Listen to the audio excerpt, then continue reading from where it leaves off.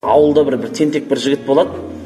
Сол ана бір имамның әйелі болады. Енді имамның әйелі сұлу болса керек. Жаңа бір тентек жігіт, ана әйелі көшеде продуктысын алып кетіп баратса, мана жігіт анау кетіп баратқан әйелге өзінше алыстан сықырады екен де, жаңа өзінше. Сықырып, "Ей, имамыңды тастасайшы. Маған шықсайшы тұрмысқа" деп. Сөйтіп тиісіп қояды. Тентек те енді. Сөйтіп, ана әйелі барып, күйеуіне барып айтады, "Пәленше деген маған тиісіп жатыр, қайта-қайта болмайды."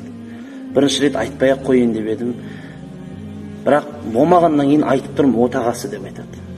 Сол кезде ана күйеуі имам айтады да, "Сен оған айтсайшы, 40 күн бойы мешітке келіп, парыз намазын оқитын болсаң тием" деп айтпадың ба дейді.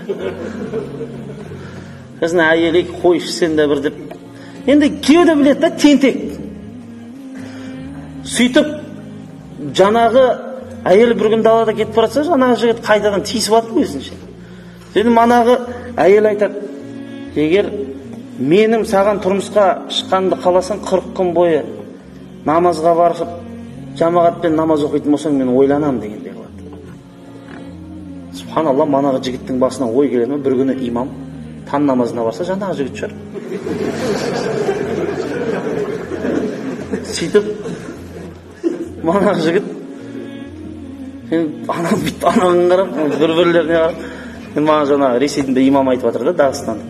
Сөйтіп жаңағы екеуі намаз оқып алады. Келесі намазға құптан намазына келеді. Қалмайды дейді.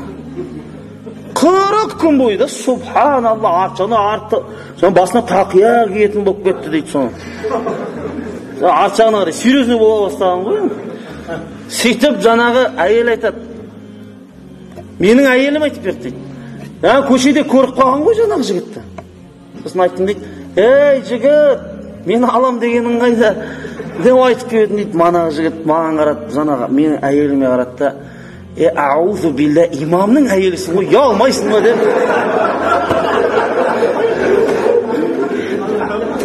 Субханалла, осындай сөз айтып кетіп бара жатыр дейді ғой. Енді айтайын дегенім бауырлар, Алла тағала бар ғой, жүректі бұра салады да. Алла тағала муқаллибал құлуб, жүректі алды да бұра салды да. Сондай негізінде көп деген сондай бұзық жігіттер болған ғой, иә. Бұл мысалға енді қазір анау-мынау демей қойып, бірақ біздің араларымызда да бар, баяғыда бұзық болған, тентек болған. Баяғыда сондай етіп па, аузу билля, астағфирулла, Алла сақтасын деп сөйтіп әлі өкініште жүрген қаншама өзінің арамызда да жігіттер бар да. Бір қарап отырсаң күлкілі, бірақ өзіміздің басымыздан өткен да. Қазір сондай болғаныңа сенбейсің да қазір, ше, мысалға. Алла деп отырасың.